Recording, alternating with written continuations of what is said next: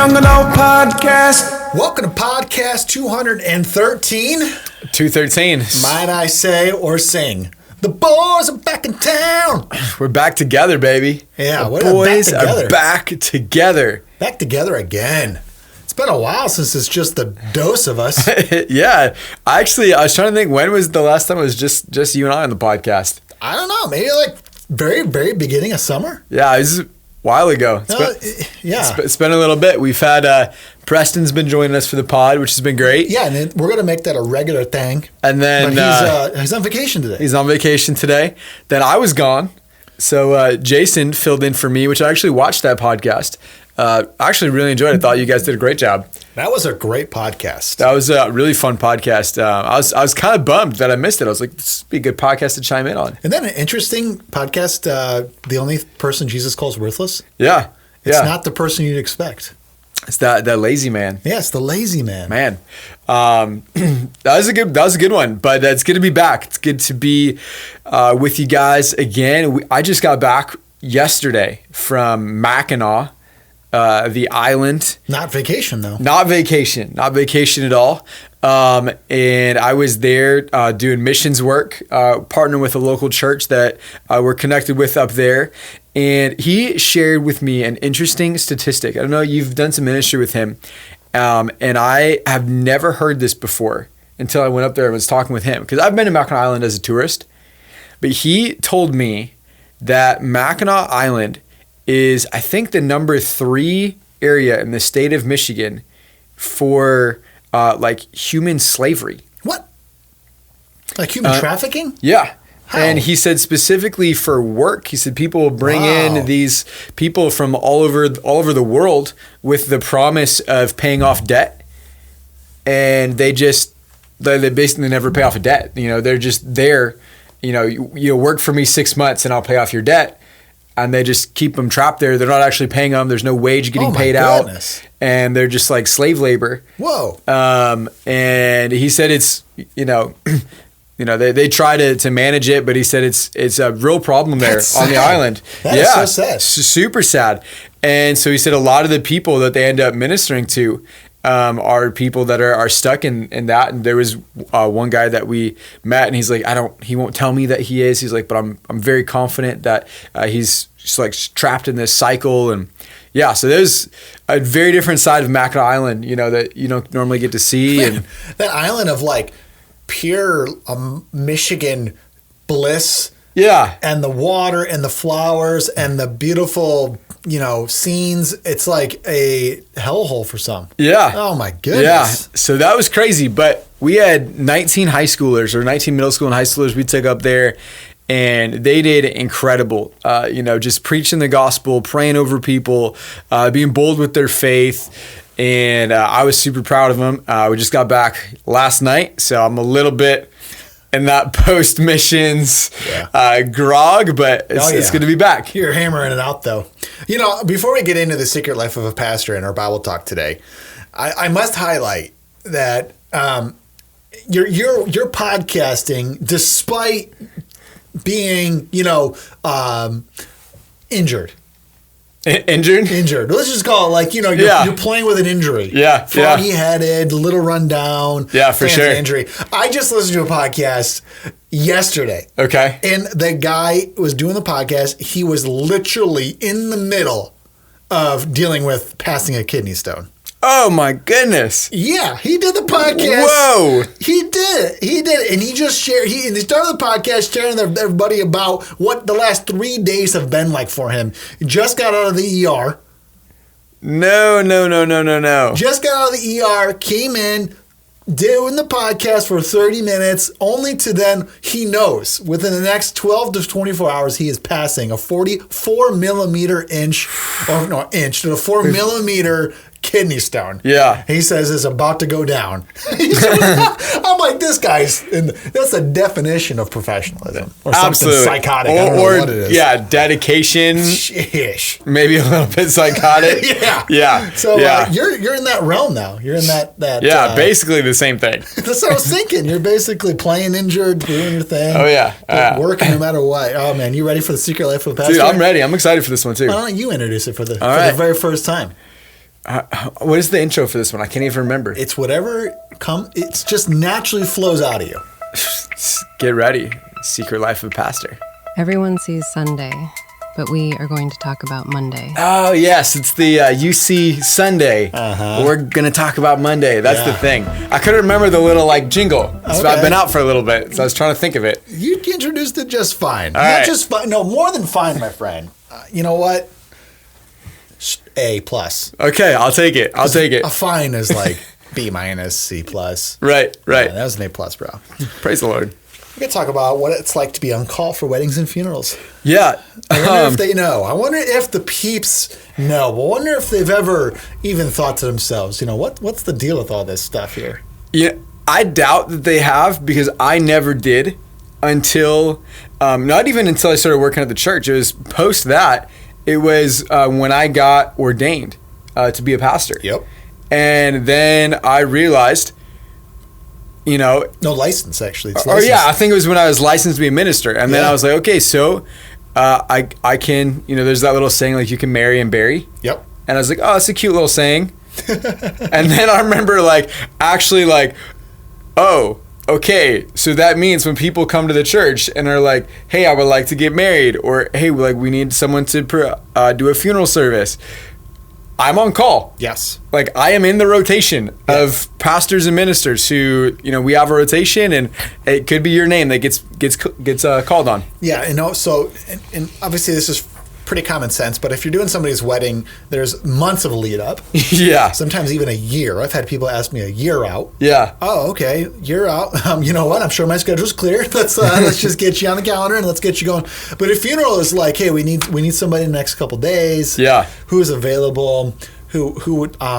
There's some things that are asked. Kind of first off is who's available. Yep. Who's available to do this funeral in the next couple days? And it's typically not everybody. Yeah. You weren't aware that it was going to happen. Maybe your schedule's pretty filled up. All right, so you're there. Next question is usually, does anybody have a connection with this person? Yep. Because typically what we would love to be able to happen is that one of the pastors on staff has a relationship with the family or with the deceased, and it would be your honor Yeah. to help, Oh, yeah. to be a part of this experience. And that's typically what happens. Really rare, I would say. Maybe once a year, where there's a request for a funeral and there is no relationship Yep. at all. It's about once a year that happens. Yeah. And then I would even say once a year, same thing with weddings. Yeah. To where, so-and-so at the church wants to get married. Does anybody know them? Yeah. No, I don't. Who is that? Who is that? Yeah. Tell me who that- Yeah. How would I know them? What do they look like? Or where do they sit on Sunday? What service do they attend? Do they come Right. on Wednesday? Oh, and I don't know that people. I don't know them at all. And then they're like, so nobody knows them. Who wants to do the wedding? Yeah. You're like looking around like, I don't know. Yeah. I don't- Oh, yeah. Oh, yeah. I think it's almost more odd when that happens with a wedding, but it definitely happens. Yeah. And so I'm like, okay, here we go. I haven't been one of the people that get that request yet. I'm sure that I will. But that definitely happens. And it's almost comical to me. When we're a lot of times it'll happen, Yeah. with a wedding especially, not so much with the funeral, but usually with a wedding, it'll happen during our staff meeting. Yeah. And so it's kind of funny to watch that realization of apparently these people go to our church, but Nobody knows who they are. At least none of the staff. At least none of know the you. staff. Yeah. And I feel sometimes there are people that are yeah, we go to your church, and they've been here a few times. Yeah. But Yeah. that side of being on call is definitely something that I had to learn about, had to get trained. You were the one that trained me to do weddings, to do pre-marriage counseling. I've done one session of pre-marriage counseling with another couple, and then doing funerals though is not something that I even had really thought about. But it's definitely part of the job of being a pastor. Yeah. And I remember when I got my first one, I was up to bat. And luckily, the week leading up to it, or it wasn't a week, the few days leading up to it, I had a lot of help from our staff. They were great supporting me. And it was kind of one of those situations, like there wasn't a lot of people that were going to be available that day. I was one of the few that were. I had a slight relationship with like a distant family member, and all right, it's kind of like, almost felt like someone playing in like AAA baseball, and they're just like, they get the call up like, hey, you're coming up to the big leagues. Yeah, it's you know what? It's a great description you just said, because there's pressure involved, but it's good pressure. Yeah. You want to honor their life. You want to bless the family.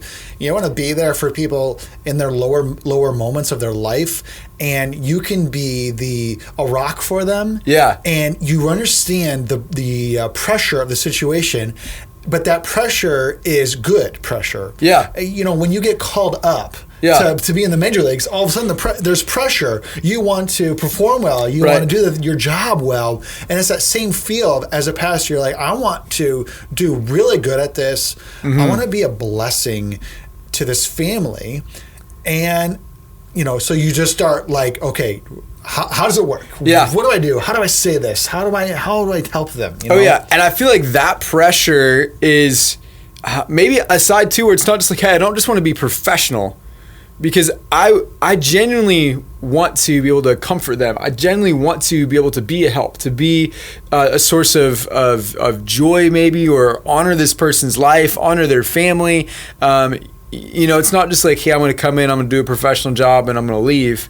You know what I'm saying? Like, there's that genuine, like, hey, I want to, as a pastor, help care for this family, care for their soul, care for the people that are coming. Maybe they don't know the Lord. I want to be able to care for them. I want to be able to honor this person's life that they lived. It's definitely a weight. Yes, it's a good weight. Yeah. You feel the pressure, and you want to be a big blessing to them. Yeah. As best you can. Absolutely. You feel that. And it's not a stress-free life as a pastor.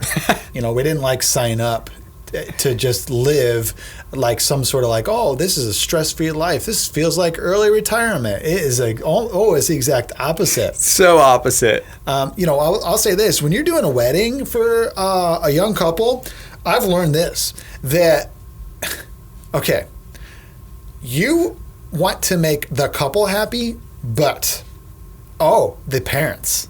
Yeah. The parents of the couple. You feel pressure from them just as much. Yeah. You better do a good job. This is my daughter's wedding. We spend a lot of money. Are you qualified? Are you good? You want the wedding to finish, and you want that family to come up to you and say, you did, oh my gosh, that was such a great wedding. I love what you said. I love how you did it. I love that. You want to feel like you had a lot of people you needed to perform well, Yeah. It is a high pressure situation. I promise you that. It is high pressure. Oh yeah. I've got to do quite a few weddings, a lot more than funerals, and absolutely that description is very accurate. It's funny. I think about this sometimes with some of the weddings I've done. I felt like the bride's parents were more stressed than the bride. Yeah. And I realized I think I'm doing this wedding, for the parents more than the actual couple. Yeah. Oh yeah. It's fine, but it's just the family dynamics. Enter into these family dynamics. For sure. It doesn't bother me that somebody else really cares. It doesn't bother me at all. But you just get the sense oh, this is the one. Right here that I'm working for. Oh yeah, for sure. It's okay. It's good. It's good. I think we got a really good Bible talk today. I do too. I'm excited for this one. It's gonna be good. I am too. Let's get into some Bible talk. I love me some Bible talk. From nothing to wealthy. Nothing to wealthy. There's trends in the Bible of people who went from nothing to wealthy. It's true.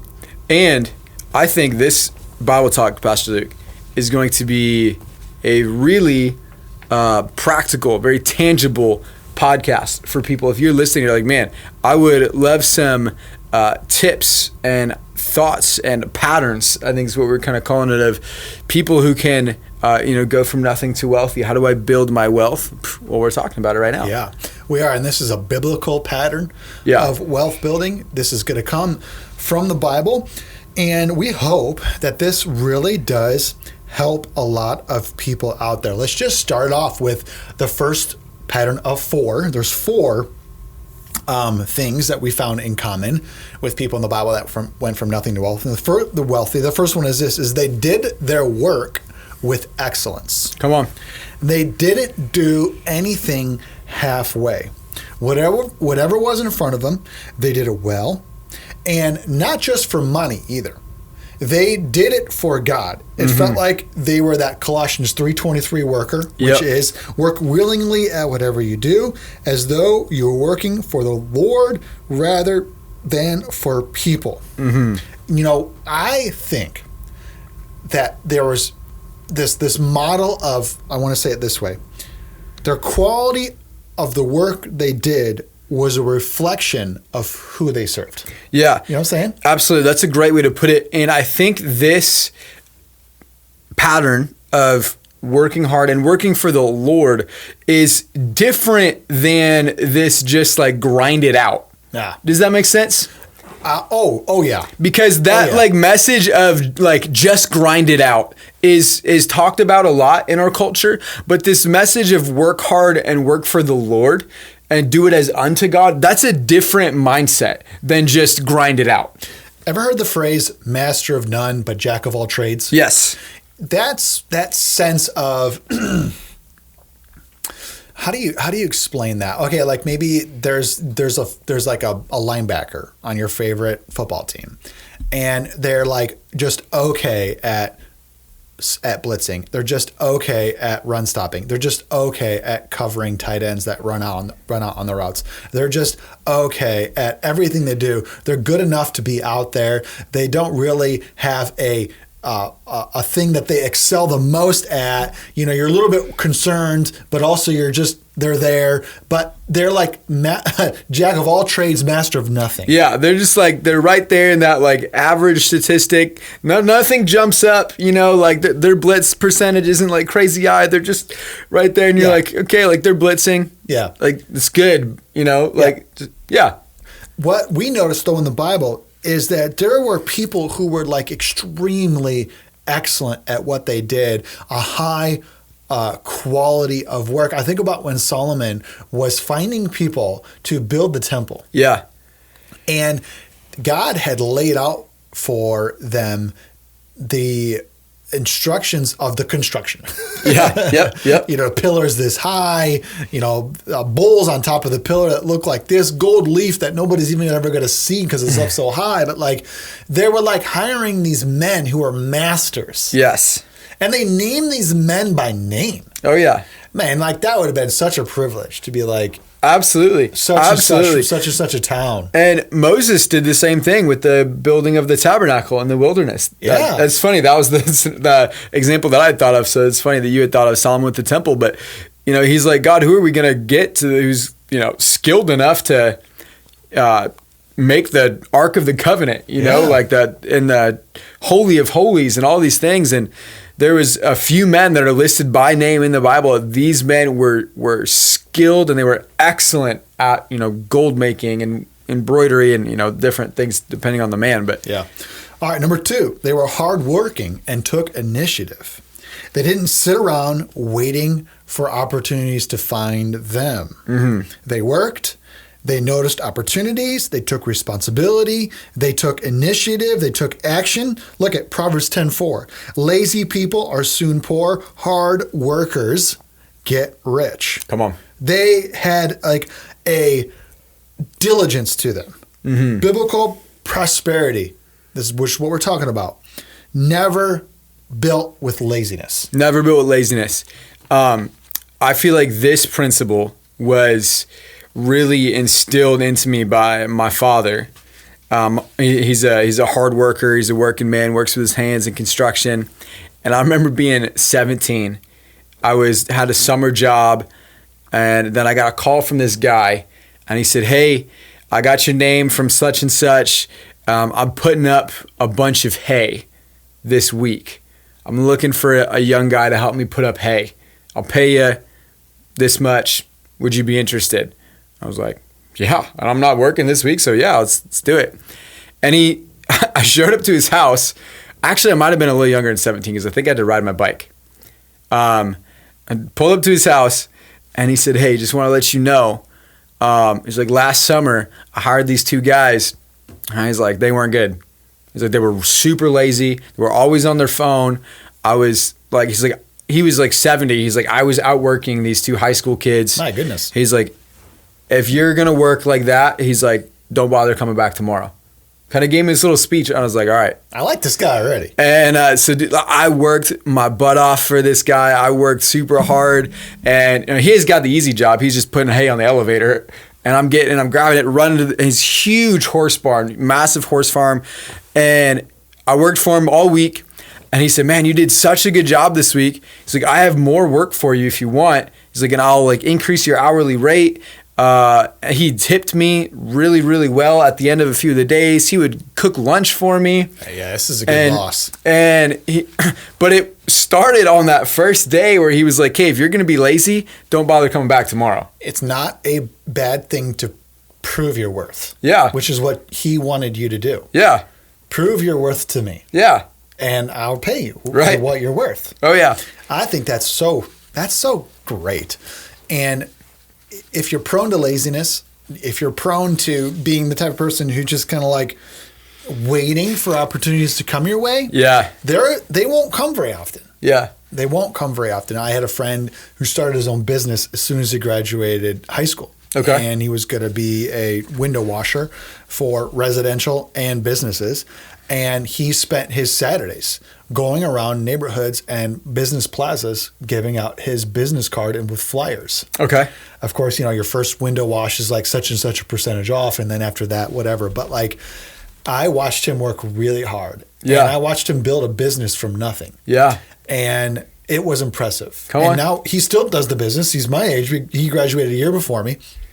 He still runs the business. He still spends his Saturdays Wow. going out and handing out his flyer and his business card Come on. in neighborhoods and things like that. He doesn't wait for the work to come to him. Yeah. He took the work to other people out there. Number 3, they didn't chase quick money. They weren't obsessed with getting rich overnight. They built, they worked, they were patient, they trusted God with the process. Proverbs 28:22.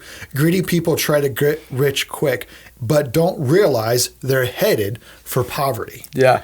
There's something, and there's one more thing that they understood. That's the 4th thing that we'll get to it after this one. Okay. One Okay. last crucial component that these people understand. We'll get to it here at the end. But they didn't chase quick money. They didn't chase quick money. This is maybe a bad thing. This is where my head went, but it's a great example though. All right.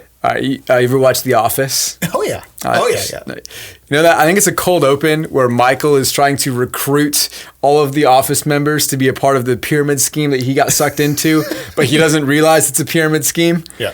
And he's like, it's not a pyramid scheme. It's like, I just recruit 2 more people. They each recruit 2 more people. Jim walks over and draws the little triangle around it. You're like, I got to go make a call. And leaves the office. Like, that's not like, you're chasing that cheap money. You're chasing that quick money, get rich quick scheme. Like, that you're going after it. And it's not the way. No. It's not the way. Absolutely not. I don't know of that get rich quick stuff. Yeah. It doesn't exist. And that's why we don't recommend you trying to pursue it. Instead, pursue something that you can sink your teeth into for the long haul. Yeah, come on. A long ramp up. And what I love about that long ramp up is, if you keep at it, you keep going up, up, up, up, up, sure enough, you'll be in your 40s and 50s and 60s, and you're way up on the ramp now. Mm-hmm. And you've got a sustainable source on your hands. And this is so important that you don't notice anybody in the Bible who went from nothing to wealthy going after something quick. Yeah, come on. I think about like in the Bible when Jacob, come on, that's fell in love with Rachel. Great pull. And he tells the father, hey, I love your daughter Rachel, and I'd love to have her as my bride. And the father's like, okay, work for me 7 years. 7 years. And I'm going to be honest with you guys. I don't really know anybody who would do that. Right now. Right.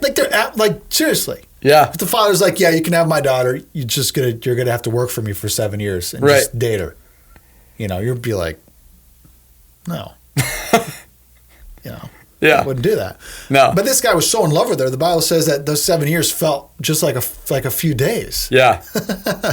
And then, the father tricks him and ends up saying, if you really want Rachel, you got to work for me another 7 years. Another 7 years. But that was something to where I believe that he was willing to put in the long road to get something of high value. Come on. And the last thing here that we'll end with is these people in the Bible, they always honored God with their money. Let's go. We see it right away with Cain and Abel. Yep. Right away. With Cain and Abel, that it was, I always forget which one it was, but Abel gave his best produce as an offering to God. Yep. And Cain, he must have not given the Lord, not honored God. Yeah. With with his livelihood, which was his livestock. Yeah. And, it's interesting about this idea of honoring God with your money because it's so much more, I think, than just even we talk about it now with giving, give a tenth, give a tithe. That's what Cain and Abel were doing. I think it was Cain who gave the produce, right? And Abel killed the lamb. Yeah, right? I can't remember. I think that's what it is. Confused. There's a lot of stories with brothers in the Bible. Sometimes they get mixed up a little bit. But I was thinking about Joseph too, and how he, in all of these different positions that he had, because everywhere that he went, he acquired sometimes not wealth, but power and influence. And he was always seemed to be successful everywhere that he went. But he was always also God honoring with all of the power and the influence that he got. Does that make sense? You know what? Yeah, right. Let me highlight some of these ways to honor the Lord with your wealth beyond just giving 10% to your local church. You can honor the Lord with your finances. Look at Proverbs 3:9. Honor the Lord with your wealth, with the best part of everything you produce. Don't make money your God. That's good. That's one way. Always make God your God. And just how you honor the Lord in your prayers, in your words, and how you treat people, you honor the Lord in your work, you honor the Lord in your thoughts, you can honor God with your wealth. You can be generous with it. You can protect it, honor it, don't worship it. All these things. All these things, these 4 things that we talked about, I hope it helped you think about the way you work, maybe the way you earn, the way you save, the way you give, the way you build your wealth. And it's not about getting rich. That's not what this whole thing is about. It's not about, life is not about getting as wealthy as you can as fast as you can. Right. There's more to life than that. It's about becoming, I wrote this down, the kind of person God can trust with more. That's what it's about. That's really good. I like that. Because that's what we see in the parable of talents. Yeah. They became people that God can trust with more. Come on. That's so good. So good. We're running out of time. I'll wrap up real quick with this. Me and my wife have been talking about our finances recently and just looking at some of the stuff. And one of the things that's really helped me is having an end goal, or there's a next step. Hey, we would love to, in the next 5 to 10 years, be in a financial spot where we can do this in the kingdom of God. You know what I'm saying? So it's having that idea of, hey, it's not just I want to get rich. It's I want to be able to use what God has given me to advance God's kingdom and make a bigger impact in this world than I can right now with the finances that I have. That's really good. Oh, it's been great to be with you today, audience. It's been great. It's been good to be back. Yeah, it's good to have you back, man. Catch you on the next one, everybody. Bye. Youth and Young Adult Podcast. Youth and Young Adult Podcast. Youth and Young Adult Podcast.